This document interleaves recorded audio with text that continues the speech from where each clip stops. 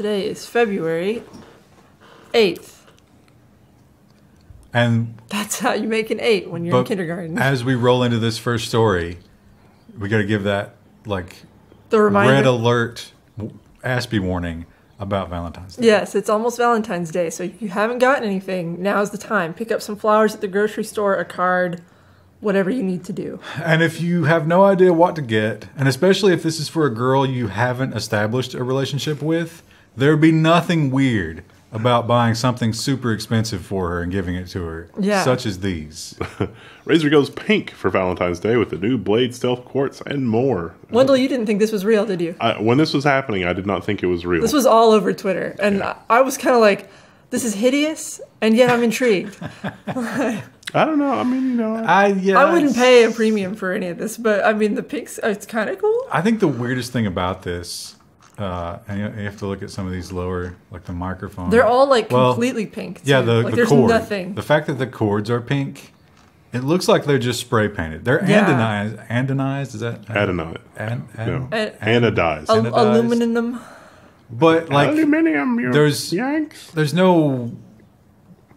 nothing to make you think it's not spray painted because it's just completely the same color. I think that's kind of the issue. Like when I looked at it, and that's why it looks so unreal. Is like there's no variance in color. It's just straight pink. Like no darker pinks, no shine, no matte. It's just pink. Well, it reflects the kind of woman who would use that.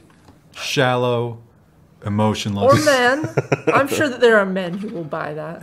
It's a shade of women, it's a shade of pink that makes me think of certain, I don't know, like Umbridge from certain Harry Potter. anatomy. No, some men would probably buy that. Can you imagine though? I mean, if you're wearing a 3-piece suit with the shiny brown shoes, and you came into the boardroom, and it's like, let me take my Pull out your laptop, and it's that, and it's like, that's interesting. It's a bold choice. We experienced that. You remember? Yeah, we did. Yeah, we did. That was. It was a cover though. Every stereotype was later confirmed. It was amazing how much of a stereotype that fit. That was a weird meeting. It was a weird meeting. Now, this next story I read, and it was cracking me up because they were talking about this being a huge issue. This is not a huge issue. This is people all arguing. I thought this was interesting as a designer working in the field. I could see how you guys would probably just look at this and kind of have your eyes glaze over. No, but this is because you're one of these people. I'm a professional graphic designer. It's a tiny portion. Yeah. The headline was graphic design criticism as a spectator sport. You are amazingly good at that. This is a great stock photo. This is how it feels. They talk about the case study they discuss is the University of California. They redid their logo and branding maybe a year ago, and people at University of California lost their shit. Started petitions, were rioting in the streets, you can't take away the seal. And it's one of those weird phenomena. And this whole article just kind of goes into that and what's your position as a professional designer? Are you giving the client a product, or are you giving them a service? And how do you navigate that? And how could you possibly anticipate that sort of reaction when you're doing client work? And the comments are really good too. It's a bold choice. I don't know. When some of the what's the iconic German design? Bauhaus? Yeah, probably that. When they were doing that, did they know what they were doing, or did it just become that because it was so good? Well, I mean, usually there's people in the movement who kind of set the standards for it. Well, it's the University of California thing. I wondered, it's are they being bold because it's a bold choice, the way that Bauhaus was? Or is it more we're doing this for attention? No, it wasn't. The design was it wasn't anything to write home about, but it was a good update. I think it was fine. But what they're talking about has nothing to do with radical changes. It's just any time there's a change. Yeah, it was people freaking out at University of California because they got rid of the old official looking seal. It doesn't seem to be as much as a freak out as when they brought in new Pepsi.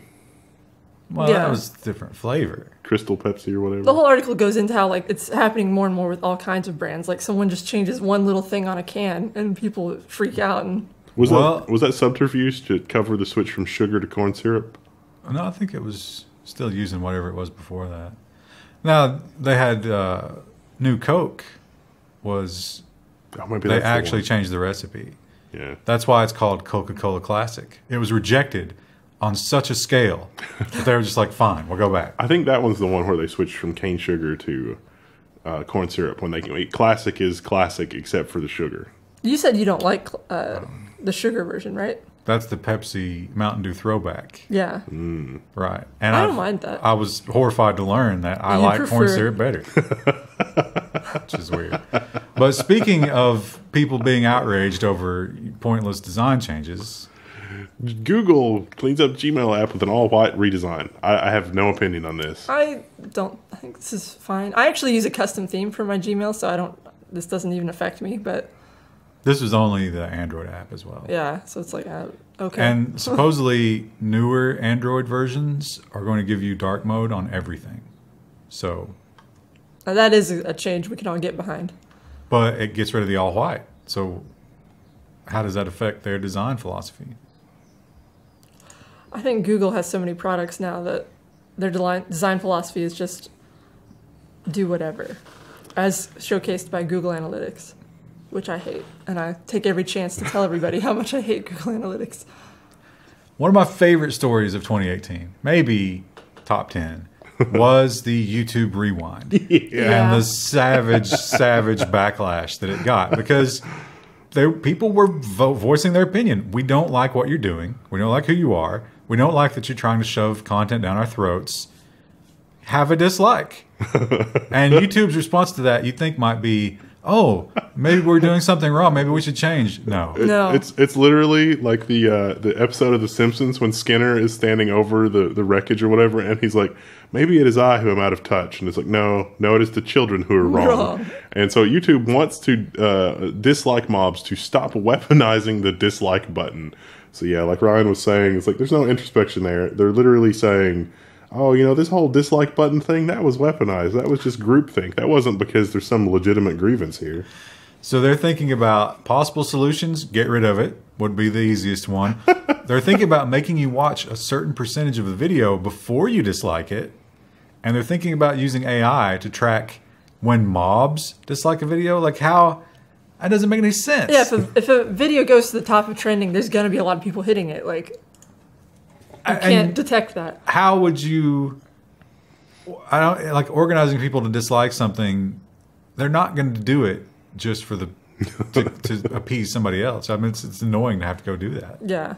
You think maybe YouTube's getting disconnected from what it is, what problem it is that they're trying to solve, and how the stuff works? Yeah. I think if they had to implement, which they shouldn't have to, and they probably shouldn't do it at all, but like if they had to implement it seems like you'd want to have them do it by percentage, like, watch a certain amount and then you can dislike it. But I didn't have to watch any more than 20 seconds to know about that YouTube rewind video. Oh, Will Smith turns around, he's like, hey, Fortnite. Everyone likes Fortnite, right? Yeah. That was pretty much the whole gist of the video. Well, it was on fleek. The complaints That's about supposed to describe eyebrows. The YouTube rewind revolve greatly around the community guidelines. People don't like it. People are getting demonetized. They're getting strikes, and the guidelines are very draconian, and it's hard to stay within them. So hard, in fact, that Google's own content doesn't stay within it. So this story takes a little bit to follow, but not really. It's like RackaRacka, I guess is how that's... It's another YouTube channel. It's a YouTube channel. They claim that YouTube is breaking its own content policies and community guidelines with the new original Wayne. Now, and they present a compelling case. Yeah, RackaRacka, or however you pronounce it, they have their own channel, and they do their own kind of like sort of semi-violent, like kind of pranks. Kind of a jackass kind of thing. Yeah, and they've been demonetized over and over again. So they do have like some skin in the game in terms of like calling YouTube out on this, but they basically were like, YouTube, your own channels do this. Yeah. And so they're right. When there's commercial content, I guess, like it's for YouTube Red. Yeah, and so that doesn't follow the guidelines at all. So it's not that kind of content isn't allowed.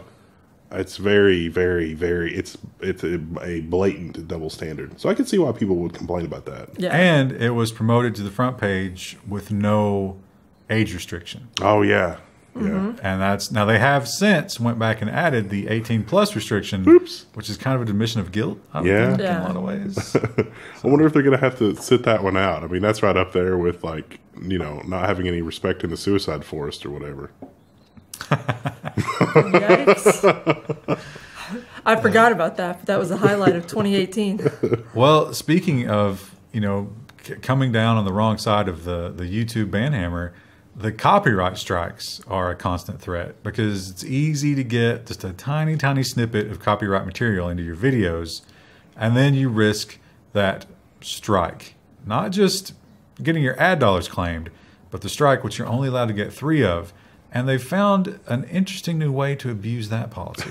YouTube strikes now being used as scammers' extortion tools. So yeah, scammers are abusing the 3 strike policy to issue strikes against channels so that they can be extorted into doing whatever, because otherwise the scammers will shut down the channel. And for smaller or even medium-sized channels, no one inside YouTube cares or wants to look into anything or will respond in any way to communication. So you're basically stuck. Yeah, the channel in question in this article had 5,700 subscribers, and he had the emails. He had the evidence that they were extorting him. They were like, hey, and it wasn't even a lie. It was like $75 they wanted. But he tried to get in contact with somebody at YouTube, and they just simply didn't respond to him. They will now. Yeah. Because it's in the news, but... How many other times did that happen for it to be useful for that scammer, though? Yeah. And plus, he's still got those 2 strikes. You think they'll take those away? They should. Will they? Will they?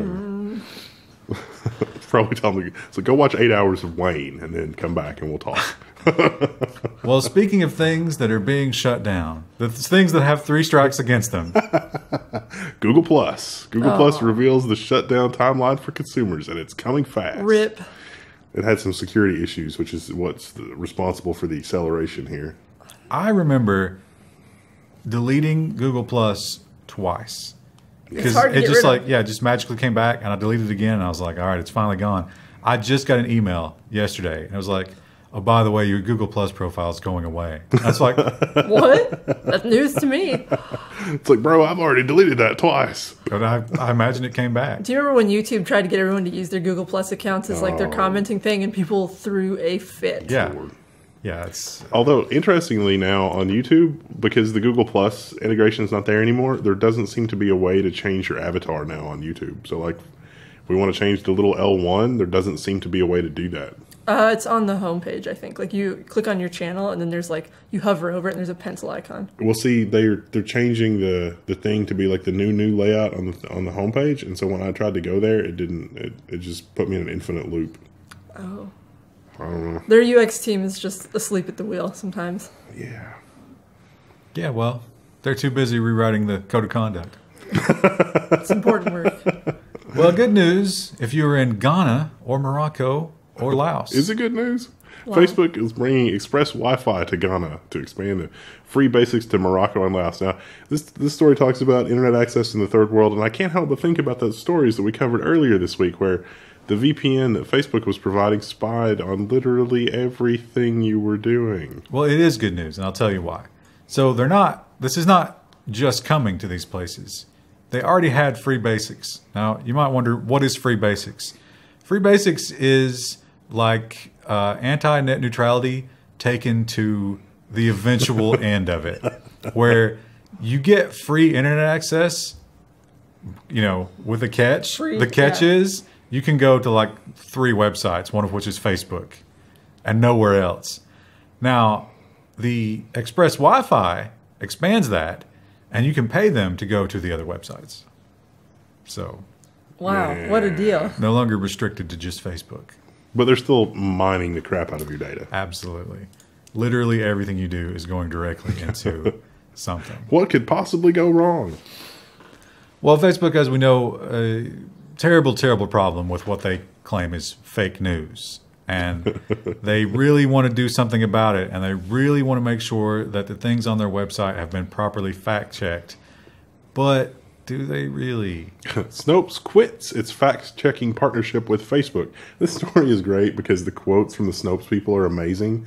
My favorite one says something to the effect of, we were basically being used as PR fodder. Like, Facebook was not really serious about fact-checking. They just wanted to hold us up and be like, look, Snopes is helping us fact-check stuff. We're doing better. And not actually interested, which I thought was a really interesting perspective. I mean, I'm sure Snopes has its own biases, but it is my God. fairly accurate, I would say. No. I hate that Snopes is synonymous with truth because they definitely have an agenda. But like the fact that they definitely have an agenda, but Facebook was still too loose for them.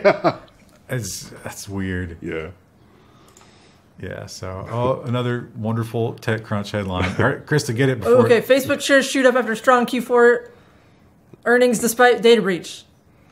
I don't know why I yelled it like it was like a Jeopardy like lightning round. This is interesting because after a year of data leaks and delete Facebook and all the scandals, Facebook is making a lot of money. It's a delayed effect. Wall Street will eventually notice and be like, hey, wait a minute. Or everybody on Wall Street is a lizard person, so it doesn't really matter anyway. And that's when I pull off my mask and I'm a lizard person too. They love to go to Zuckerberg's house and have goat. Undercooked goat. I think I told you guys that we misread that story. There's actually a line where he didn't slaughter it right in front of Jack Dorsey. I don't remember us saying that. Did we say that? I think we implied that. Yeah, well, that's how the article read. Implies that. Yeah, but then I went back and read it because someone called me out on it. And I was like, are you sure? And then I reread it. And there is one line at the very start. It's like, he didn't actually do it. But here's what would have happened if he did. But based on Dorsey's quotes, how did the goat get butchered and come back in time for him to eat? I think that the Jack Dorsey's quote is indicative of enough of an understanding of social protocol, like that's probably not okay. Like, I mean, I think we all misunderstand. Like, I would have been fine if he slaughtered his own goat. I just wouldn't want to. I wouldn't want to be there to see it. It's like, why did you bring me over here to watch that? We went to a farm where it's like farm raised goat, and that's like, okay, that makes total sense. But wait, now if Dorsey was served the goat, how could he have possibly been witness to the tasing? Because it takes more time to do that. You mean? Yeah. Yeah. Right. If you're not going to tase the goat the same day that it gets butchered, the same day that you serve it. That's the way they implied it. He might have had video on his phone like, hey, look, here's where I killed that goat. Look at this. Isn't this amazing? Here's me butchering it. Or you don't know. Maybe it was a strange story, but we didn't read it properly, or I didn't read it properly. Maybe more likely he has like a personal butcher. That seems more likely. Oh. Well, no. The story said that he butchered it himself. Maybe not right then, but no, he sent it to be butchered. Or he killed it to. I don't know. You know what? Yeah. We don't know what happened there. Who cares what Mark Zuckerberg did? If he killed the goat and just didn't slaughter it in front of a guest, whatever. You know what? I say we'll double down and just make up whatever we want. He killed the goat with a baseball bat. Just with his bare hands, tore the flesh away and served it still bloody. And then he took Jack Dorsey's face and just smashed it down into it. That's exactly what happened. It's entertaining. Quote it. It's definitely entertaining. And they're also they talk about how they're not hemorrhaging people as much anymore, and they are managing to monetize the older people somehow. So good job, I guess. Yay for exploiting the elderly. Yeah. Woo. Oh, here's another one. Facebook warned over privacy risks of messaging platforms. Merging messaging platforms. Yeah, so this article talks about how a lot of the internal people were like, hey, this is probably going to lead to some bad stuff. It's Ireland specifically. Yeah. And so turns out they were right. Well, we're not sure. But I mean, it's almost definitely the EU is going to say some things about this, and that the Ireland Facebook team was like, whoa, guys, did maybe a memo before you announce this? Because remember that they can really fine us a lot actual now. Money. Yeah, and so they're talking about how almost certainly there's going to be problems with GDPR type stuff. And there probably will. Oops. I don't know. Another way that Facebook is raking in the cash is by, taking advantage of the children. Facebook referred to kids as young as 5 as whales for its monetized games. So the leaked content that went into this article is amazing. Well, I don't think it was leaked. It was the court case, and the judge decided to release it. It is now public, yeah. So their internal engineering team were like, hey, we could just make a couple basic changes here that will prevent kids from accidentally or on purpose spending their kids' money. And the business people were like, let's not put that in. They also had chat records from the refund team. And they were talking about, it's like, well, reading this email, is this from the kid or is this from a parent? And it was like, well, I think it's like a 12-year-old kid. And the answer was, I wouldn't refund. And you have to assume that if it was from the parents, that answer would have been different. Yeah. And they called the kids whales because I think that kid spent like 10 grand or something. It's a gambling term. They're not calling the kids fat. Yeah. Maybe they are. Could have been both. It comes from Vegas. It's like people that show up in Vegas and you spend a lot of money, you're in a list, and they will treat you like royalty if you lose lots and lots of money at the casino. Well, this is completely unsurprising to me. The least surprising headline of the day, but I suppose some people might not know this. Salon says that a gold standard study finds deleting Facebook is great for your mental health. Surprise. Yeah, surprising no one. I would say that that's true. It's like it's just a waste of time. You're looking at what other people are doing and being sad. Says someone who tweets obsessively. Now you look at Facebook to watch the train wrecks of your hometown, but also to see what people are selling. These guys, I think you're kind of unique in that. I don't think a lot of people use Facebook. I use the marketplace constantly. So what these guys did is they actually got people and paid them to disable their Facebook account. And then they monitored to make sure it was never re-enabled during the course of the study. And then they would text message them every week. And it was like, how are you feeling about X, Y, and Z? And they showed that the control group who still used Facebook didn't change at all. And the other people were like, you know what? I'm exercising more. And I watched a really good show on TV. And I went to see my sister. Yeah. And I kissed my wife more. Life got better without Facebook. I wonder if there's an aspirational version of Facebook, like where you can see somebody and be inspired to make things better instead of being depressed that things are worse. I don't think that's how humans work. I mean, I guess art websites, but I mean, that's only if you're an artist. I don't know. It inspired me to whatever. It's like, oh. Well, here's a headline that I understand the basic principle of it, but I don't understand why there's a news article about it. Exclusive. Snapchat weighs what was once unthinkable. Permanent snaps. I don't use Snapchat, so that was just a gasp for dramatic effect. People were so angry because I was on the headline and not switched to the camera when you had the DP response last week. It took me like a solid 2 minutes to understand what the joke was there. I missed an amazing nerd joke for that too. When you said double, I should have said precision. Oh. So, yeah, I guess Snapchat goes away after a certain amount of time. Yeah, that's the way this works. Now they're thinking about not doing that. And some of the people are angry. I had to explain to my younger cousins, just because Snapchat says it's deleted it doesn't mean that someone else deleted it when you sent it to them. Yeah. And they were like, oh, well, who would do that? And I was like, lots of people. Literally the entire internet. Yeah. So I try to grill them on internet safety. I don't know how much they retain that. You should show them some of the articles of people in politics and celebrities who the old stuff is coming back to get them. I've told them that kind of stuff before, but I don't know if it really permeates. Did you see the picture? Was it a governor who had the blackface Klansman picture? Oh, it goes deeper than that. They found some older stuff older than that, and it gets worse. It wasn't just a Halloween costume. It was oh, it was bad. But we had the one senator from West Virginia who was literally in the Klan, and he just recently died. I mean, he was in the Senate for a good 20 years as an ex-Klansman. So, wow. We talked about BuzzFeed earlier. We just linked to one of their articles, and of course, the big story was the layoff we talked about last week. But the people who were laid off from BuzzFeed didn't get a lot of pity on social media. No. Will Twitter punish users who tweet learn to code at laid off journalists? Maybe. Why would they punish them? Is it considered cyberbullying? They say that it's sort of like mob harassment because so many people are doing it. Would people really go out of their way to... I say that knowing full well the internet will. Oh, yeah, it became a big meme. Well, with the BuzzFeed layoffs, and I think Machinima is shutting down, and just all sorts of crazy stuff. Oh, there was another one that just announced. I mean, January is bad for ad revenue, so check out the Level1 store. But it's all the media, online media. Yeah. They're crumbling. Yeah. Which, of course, January. Yeah. Well, I don't think it's just January. I like that you keep saying that, everyone will understand. It's actually February. I think they actually bake into their business model that might happen once a year. Yeah. Krista, get ready. Twitter bug makes it look like random tweets are appearing in your timeline. Retweets. Retweets, dang it.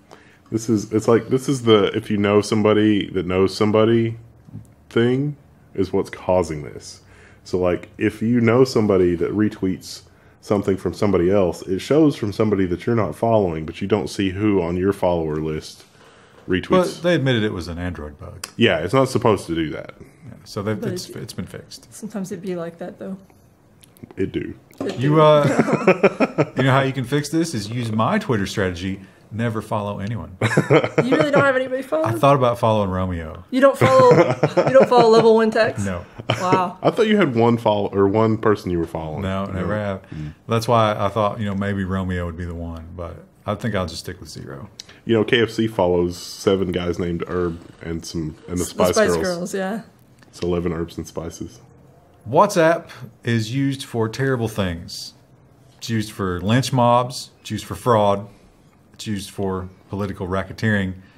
But maybe good things can come from it. Detainee bags top prize for book written via WhatsApp. So I was fascinated to learn, okay, that's cool. I want to read the book. I thought that was going to be a woman until you scrolled down. He's an Iranian, and he is trying to get asylum in Australia, but Australia puts anybody that's applying for asylum on an island somewhere. And he's been there for 6 years. Can't go back to Iran. And he wrote his book from the island, trying to get into Australia as someone seeking asylum. So I feel like that this book will probably help him do that. Oh, the prize is $75,000. No, I mean, but he's got enough notoriety that Australia is like, all right, come on in. They shouldn't, though. The book is about the other detainees that are struggling, and not detainees, but other asylum seekers that are just hanging out on this island that are not.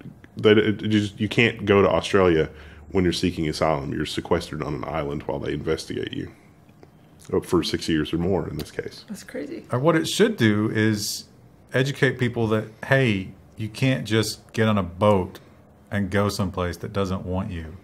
Yeah. That's not how it works. He came from Iran. Yeah, I was going to say, I mean, it's one thing if you're just coming from a random country, but like if you're literally like, I'm going to die if I stay here. I don't know. I have a little more sympathy for that. Maybe they can fix up the island. It's the genetic lottery. I'm not saying it's a good thing. That's how it is. Well, we're back here in America. The government is back in power. They're operating again. Everybody can breathe a sigh of relief, except for Ubisoft. Ubisoft apologizes for the Division 2 email promising a real government shutdown. I got this email. I did too. Yeah, it was, and it was just yeah. They're like, oh, you want to see a government shutdown? Let's do a real government shutdown. Yikes. It's like, way to go, Ubisoft. Was that? I didn't think that was that insensitive. I didn't think it was. Is it insensitive, or are they thinking it was like terroristic threatening? No, it's supposed to be insensitive to the people who were out of work for so long. Well, the way that I looked at it was, I mean, yes, it is, I guess, but the thing that was more serious to that is like if I wrote an email like that and we sent it to the Level 1 following or all the members of the forum or whatever, let's shut down the government. Probably terroristic threatening, but because Ubisoft did it. Yeah, but this is obviously a fantasy like future, like apocalypse. I mean, that's common. I agree with that. I'm just saying that any more people are dumb as a box of turnips. So. What about that movie where the aliens blew up the White House? That was based on a historical fact.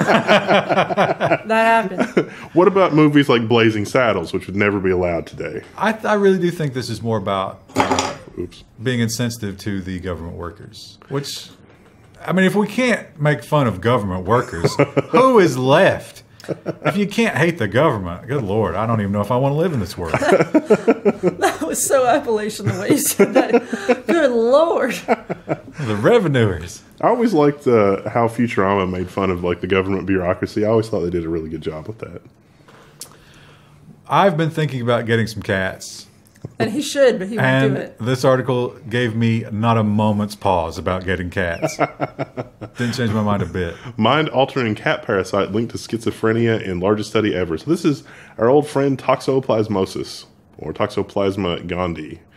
So yeah, this parasite is known to change the behavior of rats. So it's carried by cats, and it will infect rats, but it'll make the rats want to go to the cats instead of avoid the cats. It affects all mammals. Yeah, well, it can affect humans too. It infects all mammals. We don't know if it affects all mammals. I bet humans like cats because of it. Well, if so, then I've got cats, it because I love cats. But so the study here, they had some pretty compelling numbers that it could possibly lead to schizophrenia. That a lot of people who didn't have schizophrenia before the blood test and then tested positive for the cat plasma and did get schizophrenia afterwards. There was like an overwhelming correlation. Isn't schizophrenia usually like a genetic disease as well too? They're like, if you have someone else in your family who's had it, usually you'll get it too. But this could be like a trigger. Yeah. Oh, that's true. Yeah. So I don't care. You know, It could be related. still thinking about getting some cats. Do you ever? You guys are kind of on the tail end of that age, I guess. But like, they say you start like showing symptoms of schizophrenia when you're like late 20s, early 30s, and I'm like, sometimes I'll have that moment. I'm like, am I going to be schizophrenic? I don't know why I have that feeling, but We still got some time. I just like, it's a weird thing to be paranoid about. What other mental illnesses can we tack on? Do you feel that way after you make someone cry?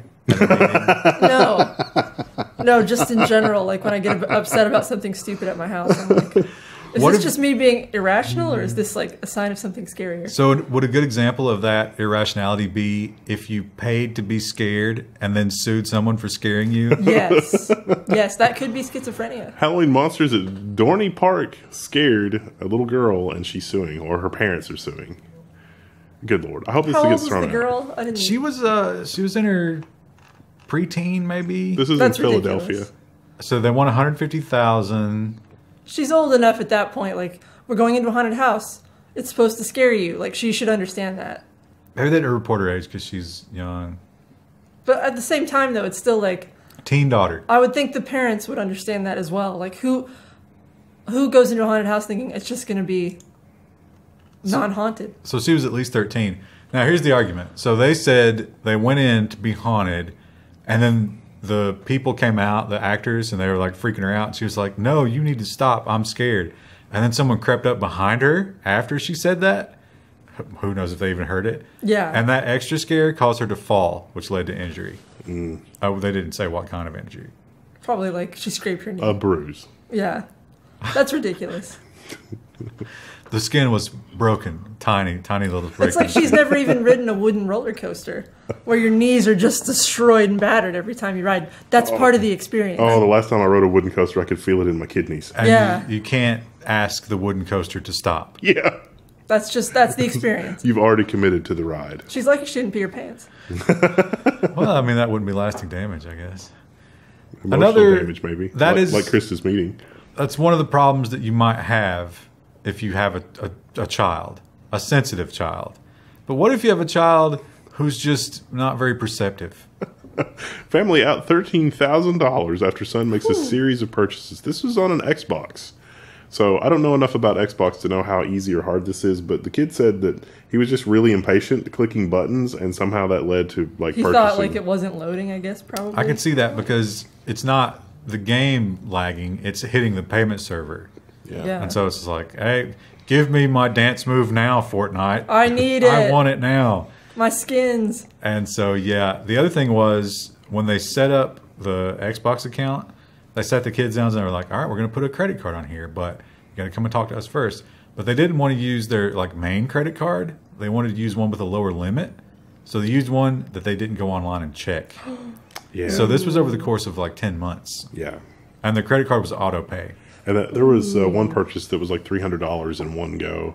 And they also said that they did put child restrictions on the Xbox, but it was maybe for just one game as opposed to a global restriction. I think they just didn't understand that. Yeah. Why would you give your kid a credit card? Chargeback was not an option here. They tried, and there was an investigation. But Discover called Microsoft, and Microsoft was like, no, here's the proof. And Discover was like, you're on your own. Now, Microsoft's response to this is the response that everybody should do in these situations. Gift cards. Yeah. Never give them your... I mean, look at the mega leak that we just talked about. Microsoft and Sony and all the online people are eventually going to lose your credit card. Use gift cards. Some of my family thinks I'm paranoid because I'll go out and like buy a Visa gift card just to like make an online purchase for certain things, and they're like, "Why would you do that?" I'm like, "Because I don't trust them." You don't even have to use a Visa. Like they sell. Yeah, for Xbox, that they do. Yeah. Yeah, or Netflix. Yeah. there are some credit card providers that in the online portal will provide a one-time use credit card number. Oh which yeah, is Visa awesome. will do that. Yeah. But in this situation, that wouldn't have helped them. No. At least the gift card, when they hit that $50 or whatever Limit, yeah, it would it would be over. There's really no reason that credit card companies couldn't offer the gift card functionality online. They really should. Well, they don't. That's not in their best interest, though. Yeah. I think I don't think Microsoft was really bothered by this. I don't think Discover was really bothered by this. It's like the Facebook Kids thing, except slightly less evil than the Facebook thing's like, this is like, Well, this is preventable if you're paying attention. So is Facebook. Yeah. Oh, listen, I hate Facebook. Friends don't let friends Facebook. But if you turn your kid loose with a credit card online, you deserve whatever you get. Facebook did offer us thousands of dollars to put videos on that, and I think that ship has sailed. I completely forgot to do that. We were going to do that, but then it's like... Listen, I'll sell out to Facebook for a couple of grand. It's no problem. We don't have a lot of followers on. We have some. Like when we first started, we set up a Facebook page. But it might still be worth doing that just because, YouTube's burying us. I think that ship has sailed. But they'll still let us put our stuff on there, right? Well, yeah, we have a page. Just not for money now. I don't know. We need to look into that. As we talk about how terrible it is. Netflix in Canada has really been working hard to establish sort of a beachhead there. It's like, Netflix. And remember, they had that thing where Netflix Canada had to have a certain amount of French content and Canadian content. And, but cultural preservation. And so they're very serious about that, as illustrated here. CBC president compares Netflix influence to colonialism. So, it's like, look, we're adopting their culture because we're all about their movies and media. We need our own. Not really. Does Canada have a movie industry, really? I'm not sure they have like an independent Toronto. Kinda, yeah. I think they're still making black and white pictures. You're right. So the Toronto Film Festival. That's like the only thing I can think of that's like big movie thing. And there's a lot of like prop houses and stuff like that in Toronto. Like you can, if you want to do like a budget production of stuff, like Toronto's the place to be. I forgot. That's probably the only movie thing that I know about Canada, though. I couldn't name a Canada production. The problem is any Canadian who is a good entertainer or a good actor or whatever, we just take. Because obviously, why wouldn't you want to be here? And then they gave us Justin Bieber. That's a name I haven't heard or said in a long time. How about Alex Trebek? Oh, yeah. The greatest thing to ever come out of Canada, essentially. They often say, beware of strangers bearing gifts. And this story will add a little bit of an addendum to that. Urine-coated gifts. New Mexico woman says she keeps getting pea-covered bologna from strangers. Now, the thing that I kept wondering is... I think it's just stranger, singular. But how does she know that it really is urine? She smelled it. Yeah, surely you would know. But what if it's just ammonia? I don't know. What's weirder? Maybe he's been eating asparagus right before. What if it's not the stranger's urine? What if it's something else? What is dog urine? So, what if Rue's in on this plot? Let's go through the story here. There's not just one woman. The entire little cluster of houses. If we go through the story, blood is going to shoot out of my nose. And I don't know. It doesn't make any sense. I don't know how many houses there are, but at least her and her neighbor. The neighbor is now moving because of this. Yeah. Wow. Will routinely get plastic bags filled with bread, bologna, and urine. People are baffled. The police, nobody has any idea. Now, of course, the police aren't going to put any resources toward this. They've been out like 6 times. Yeah, but surely you would couldn't you hire a private and just have someone sit there? We just put a camera. Yeah, surely you would see it. I bet it's the same guy. It's the puppet guy from the Singapore story. Oh, that's even more dangerous. That's a fanfic I want to read. It's HIV urine. It's a bodily fluid. Oh, I didn't think about that angle. I was just thinking about him and the puppet. I wonder is it some kind of a message? It's like pea ham, bologna pea, PB. Is it PB and J? Surely it's not a sexual thing, right? Maybe it could be like just a feral thing, like marking your territory. Although you think that he expects them to eat it, right? So maybe he just likes the texture of the bologna. Can you imagine the kind of person who finds bologna hanging on their door and they're like, "Oh, free bologna," and then they open it and smell it? When you say open, I get the impression that it's just loose in the bag with urine. I guess you could see through the bag, so you wouldn't need to open it. Well, I don't know what kind of bag it is. There's a lot of unanswered questions. What if there's a service for this that's just misdelivering? Like they got the wrong address, and somebody's like, "Listen, but it's the whole neighborhood, deliver." though. Pissmeat.com. Of course. That exists. I mean, Amazon has got these temporary stand-in, Prime delivery drivers, which they still are using those. We're still getting a lot of random. Oh yeah, I've noticed that. And that would be super efficient too, because the drivers aren't allowed to stop and use the bathroom. Yeah. So you just piss on the meat. But who's ordering bologna? Fresh. Makes sense. I have to understand why. It's like, is she riding the polo pony? Just like, is it a scholarship? I don't. It goes in your ear, blood out your nose. As we've learned, Siri has gotten far better. She's giving better instructions, better directions, better at searching. But there are some things you should not share with Siri. 13-year-old boy tells Siri that he's going to shoot up a school. Siri interprets that as, here are some schools nearby. And the 13-year-old boy was charged with intimidation. Yeah, they kind of... He's just trying to be a bro here, really. Well, he posted it to social media, so yeah. That was really the dumb part. But the cops had a hard time coming up with a charge. Like, intimidation is kind of a stretch here. I don't know if that'll ever hold up in court. They went through his social media history and found him mishandling a handgun, and somehow that is another charge. Well, I mean, he's 13. Why does he have access to a gun without a parent around? Well, listen. Well, he didn't have access to a gun. That was one of the things, is like, he does not currently have access to a gun, but in the past, he went shooting or something and didn't handle a gun correctly. This is... I can't imagine the stupidity. What need is there in human beings for that much attention and that negative attention? Yeah. I mean, I know, well, with kids, it's because the parents don't care. Exactly. I was going to say that's probably a sad home life. Oh, but you are creating little monsters. That should be the crime. The parents should be locked up immediately, and the kids should be euthanized, because what are you going to do with him at this point? He's probably going to just put piss bologna on people's... He will be a prime pissmeat.com candidate. Do you want piss bologna? Because this is how you get piss bologna. We talk a lot about... username. Piss bologna? They're going to join the forum. You need to remember to go put No, I'm going to change my battle net. They'll think I'm smurfing. We talk a lot about password security, and you really have to take it seriously. And you got to give props to this guy, because he went the extra mile with hardcore password security, unfortunately. Ars Technica says, the digital exchange has lost $137 million as founder takes passwords to the grave. Quadriga CX? I'm not sure what that's... Quadriga, I guess? Quadriga CX? I don't know. Survivors try to hack the encrypted laptop in hopes of accessing the cold wallet. So this guy had Crohn's disease. He was only 30, and he died, I guess unexpectedly, from the Crohn's disease. And nobody has access to the wallet, the cold wallet that stored most of this exchange's money. Now, I've read other articles on this, and the estimate was 250 million. It was revised upwards. So, yeah, 250 million of cryptocurrency on an encrypted laptop. But they have, I think something like 50 million was locked up in debt. Mm. So they do have money, but there's like lawsuits or something. So, yeah, they really need this $137 million. And there's a USB drive and a laptop. Both are heavily encrypted, and nobody knows the passwords. The wife has been, like, tore the house apart, and he never wrote it down or recorded it anywhere.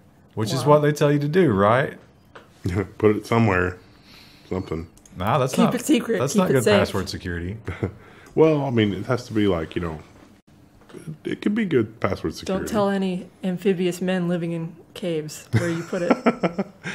Definitely don't encode it in piss and put it in a bologna sandwich. What about Romeo the Frog? I think we could trust him. Oh, yeah. We probably could. We looked for an update on that story for this week, but... He's got a Twitter. He's got a Twitter, but he hasn't made it yet. We'll get the announcement soon.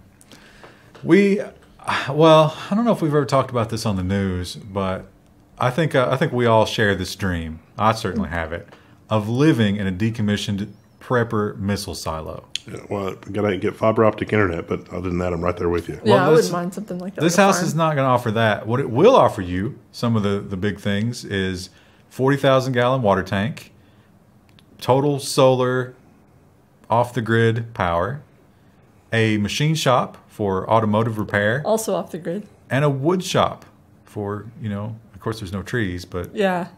We'll plant some. well, you're not going to Also, a giant pipe organ. It's only $900,000. Take a look inside. It's the Doomsday Prepper Dream Home. Now, there is one gotcha, and that is you're going to have to truck water in from somewhere. Which that seems like, why wouldn't you design a rain catch? But I guess if you're in the desert, it probably doesn't rain enough. Also, your idea of planting trees is... that soil's not supporting nothing. No. But this is a cool... I mean, for $900,000, this is not bad. It is built castle style for defense. Yeah. Of course. Yeah. Obviously. There's a mansion not far from here. And it's crazy because it's like a crazy amount of money. And you wouldn't know at like the top level just looks like a giant mansion. But underneath it there's like a whole prepper vault filled with like freeze-dried meals. And they just casually breeze through it in the home tour. Oh, did we also mention this is a gold mine? Yeah, there's a gold mine on the property of this one. Which... It doesn't have any gold anymore. I don't have the kind of money I'm sure it's still afford got either of these properties. I'm sure it's still got powder. Yeah. Flake. This would be like a great setting of a video game. Like you buy this house, and then like each different section is like a new level. Like the gold mine is the final level where you have to beat the boss. This is kind of weird. 3 bathrooms. That seems like a lot for a prepper house. A lot? That seems like a little for a $900,000 house. Well, the rest of it, I would assume, would go into efficiency for other things. Like, think of all the plumbing and stuff you have to have for those bathrooms. Nice countertops. Aren't they composting? Why is the fridge elevated? It's an apartment-sized fridge. Why not? I think this is storage, right? This is like tiny house style. Oh. It's not that big for what it is. So that's pretty nice. It's probably the land as well as what you're paying for. That looks like it's booby You trapped. think that's an accurate globe? No. It could be. I like that the organ is like one of the big selling features. It's like, who needs an organ? The other thing this place doesn't have is water. Yeah, the water is kind of a deal breaker in terms of important. Yeah. I don't know much about survival, but I'm pretty sure water is like way up on the list. It is. It's pretty high on the list. You can only survive 3 days without it. But what if you had some of those bologna sandwiches? You can't drink your own piss. How fresh is that contrary piss? to what some would have you believe. You totally can. Isn't that what the Survivor guy does? You can drink your own piss. I mean, you can't. It's like not sustainable, but no, you will quickly die from that. But like they tell you not to drink, but not as quickly as you would drinking nothing. Yeah, that's true. If you had literally like it's day 3.5 and you're like about to die. I think you're a bigger Lestrade fan than I am, and I'm pretty sure. No, Lestrade never said. No, that was the other guy. It's the other guy who stays in hotels and stuff. Grills. Bear Grylls, yeah. Bear Grylls is not the real deal. He looks for any excuse to drink piss. I remember the first time he did that, he was like, I really just want to wet my lips. And everybody was like, he's not going to do it. Oh my God, he's doing it. Lestrade actually makes fun of it in his show. He's like, I would never recommend it. He's like, make a solar still with your piss instead. And it's like, wow, that's actually pretty smart. I didn't even think about that. Thanks, Lestrade. Well, not everybody's going to be able to do that. But you can usually salvage up some crap. One thing that everybody can do is enjoy this hot new performance. Marshmello announces a date for the Fortnite Pleasant Park performance. This is going to be in Fortnite. So they've been really promoting this all over the internet, and I had to admit, I don't know who this guy is. Yeah, I've never heard of him. He's a DJ, apparently. DJ Marshmello. like Dead Mouse, like Dead Mouse 5. But he's a marshmallow instead of a mouse. So this is going to be a special game mode where you don't have the time limit. And there's going to be, apparently there's a stage somewhere that's already been constructed in the game. And you go there and you can enjoy a concert. And people can still kill you. Wow. But you respawn immediately where you were, so you don't have to miss out on the exciting music. It said there was respawn. I didn't understand that you were respawning exactly in the same place. Well, maybe you're not. But how terrible would it be? Yeah, if he's somebody could grief. It's like hitting the crescendo, the hot part of the song, and you're getting ready to just punch someone else in the audience in the face. Yeah. Now this headline says, this one doesn't say it, but there was. They might have changed it. There was a headline that said it was the first ever. Turns out Minecraft already did it. How crazy is it going to be if Fortnite, like the Fortnite universe, turns into like the next Second Life? Like you've got your Fortnite character just wandering around, and that's your online persona and doing other things. I guess I'll have to settle for one life because I'm not doing it. There was a Reddit post that was like, Fortnite's the best game I've never played. Because it's taken all of the toxic assholes and kids out of my games and put it into one. It's like, you know that stuff that at theme parks, when someone vomits, they sprinkle on it and it sucks up. That's what Fortnite is. There was a name for that. We called it magic dust when I worked at a grocery store. Just. That's it for the news this week, I'm afraid.